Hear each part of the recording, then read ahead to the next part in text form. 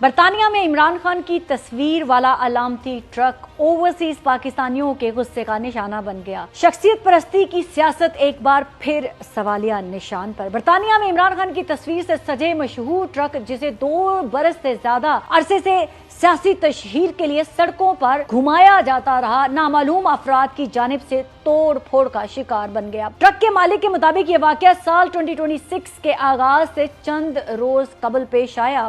یہ وہی ٹرک تھا جسے عمران خان کی سابقہ اہلیہ جمائمہ گولڈ سمتھ نے سوشل میڈیا پر شیئر کر کے ایک علامتی سیاسی مہم کی صورت دی تھی۔ مگر سوالات یہ بھی ہیں کہ کیا سوشل میڈیا پر وائرل ہونا سیاست کی کامیابی کی ضمانت بن جاتا ہے؟ ٹرک کے مالک سید مشرف شاہ عمران خان کے حامی ضرور ہیں، مگر یہ واقعہ اس حقیقت کی عکاسی کرتا ہے کہ عمران خان کی سیاست عملی کارکردگی کی بجائے علامتوں، نعروں اور جذباتی وابستگی پر کھڑی رہی۔ 2 برس تک ٹرکوں، سڑکوں پر چلنے والے یہ سلسلے عمران خان کے کسی سیاسی ویژن یا کسی ریاستی کامیابی کی نمائندگی نہیں کرتا تھا، بلکہ صرف ایک شخصیت کو مسلسل بیچا جا رہا تھا۔ سیاسی تجزیہ نگاروں کے مطابق عمران خان نے نہ صرف پاکستان کے اندر اداروں سے تصادم کی سیاست کو فروغ دیا، بلکہ بیرون ملک بھی اپنی تشہیر کو پاکستان کے وقار پر ترجیح دی۔ یہی وجہ ہے کہ آج ان کے نام سے جڑی علامتیں